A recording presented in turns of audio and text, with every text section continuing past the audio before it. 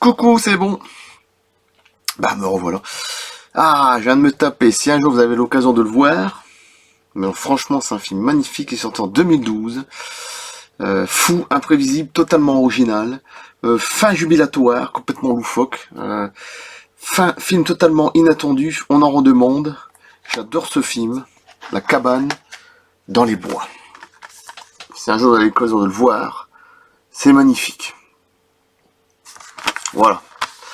Et je l'avais vu quand mon père était encore là, c'était en 2013, hein, je l'avais vu quand il est sorti en 2012, je crois, le film. Et on avait rigolé avec les bonus et tout ça, avec les petites créatures qui couraient. Franchement, c'est génial. Ce film-là, il est génial. Ils auraient pu faire une suite, mais bon, ils l'ont jamais fait. Et c'est un très bon film. Pour ceux qui connaissent pas, voilà. Allez, c'est parti, c'est très intéressant. OVNI, attention, danger.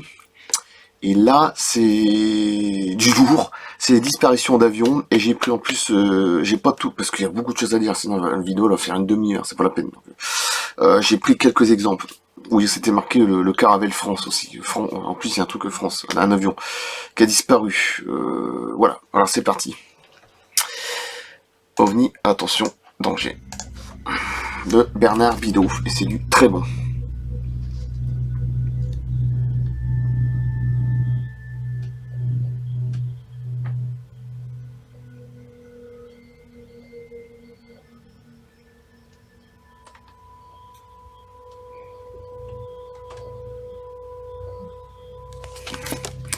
Alors, ces pages, c'est les disparitions d'avions.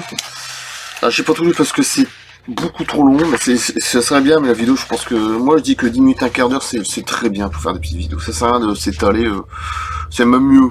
C'est plus simple, et puis au moins on en prend beaucoup plus, parce que je fais comme je fais tous les livres. Bon.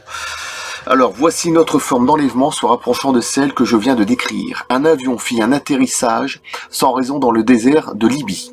Le temps était magnifique, il n'y avait pas de vent. Les sauveteurs qui s'immobilisèrent à proximité découvrirent des traces très nettes des roues de l'avion sur le sable. Sa porte était ouverte et de là partaient des traces de pas de 2 pilotes qui semblaient s'éloigner. Sans raison valable, de l'avion refuge qu'aucun professionnel n'aurait quitté. La surveillance était plus sûre que dans les vastes étendues de sable environnantes. Les traces de pas qui étaient très nettes sur une cinquantaine de mètres s'arrêtaient subitement dans le sens de la marche.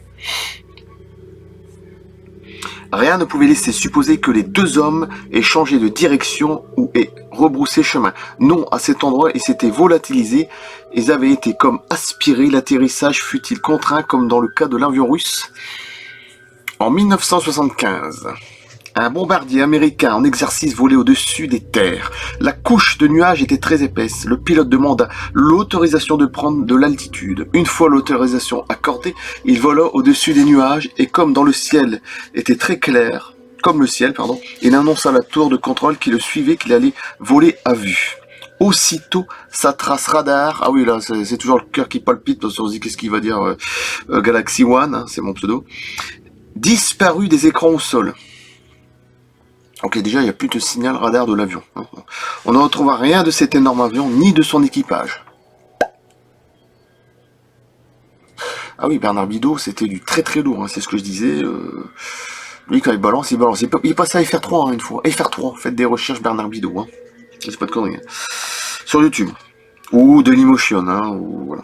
À notre époque, si un avion tombe sur le territoire des États-Unis dans un couloir aérien militaire, il est impossible que des restes au sol ne soient pas retrouvés très vite. Comme sur la mer, les Américains sont particulièrement bien équipés pour ce genre de recherche. En 1973, une caravelle française allait atterrir sur l'aéroport de Madère. Les familles et amis qui attendaient derrière les baies vitrées à l'aérogare suivaient le vol si typique et majestueux de ce légendaire avion. Plus que quelques minutes et ce seraient les retrouvailles. La fin d'une attente toujours un peu angoissante. Surtout quand je dis, on sent déjà l'angoisse. Alors ils virent l'avion virer dans le ciel pour prendre la piste. Puis plus rien.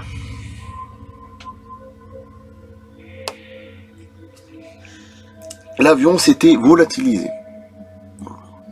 Enfin, vous savez, le MH370.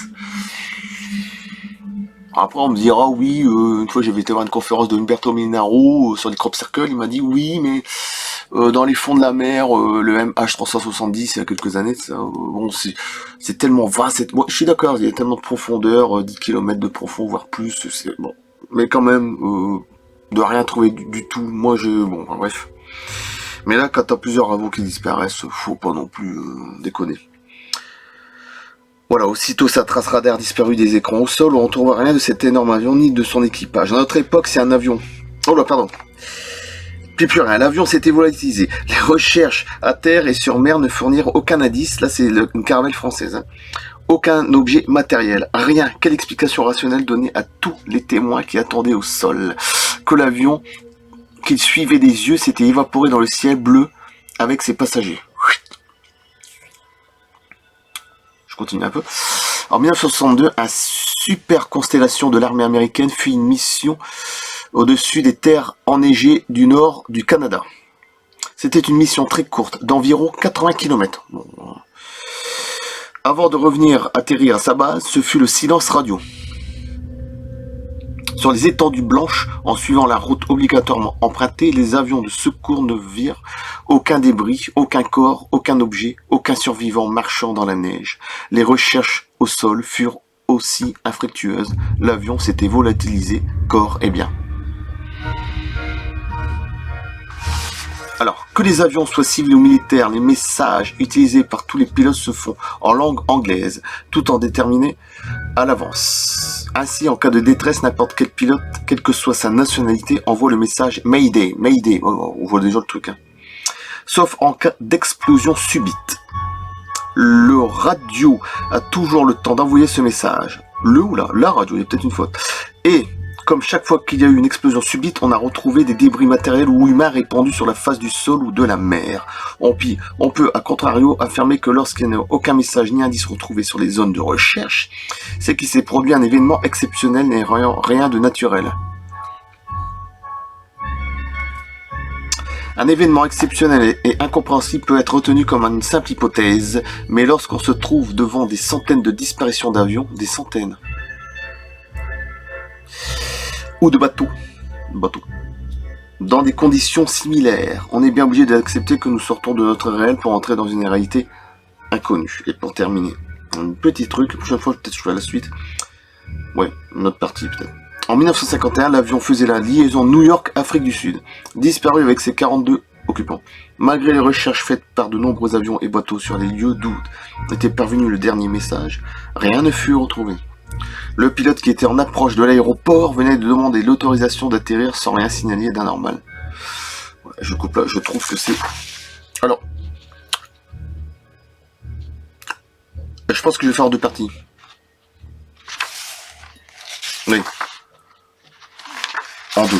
Je pense que je vais faire en deux, ce qui va être l'idéal. Et je coupe là. Comme ça, je sais. Le marque-tapage. Voilà, 1958.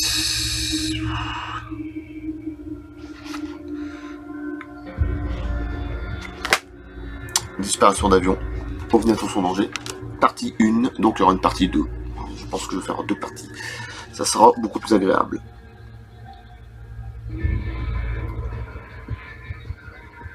Allez, je coupe là. Et merci, à bientôt.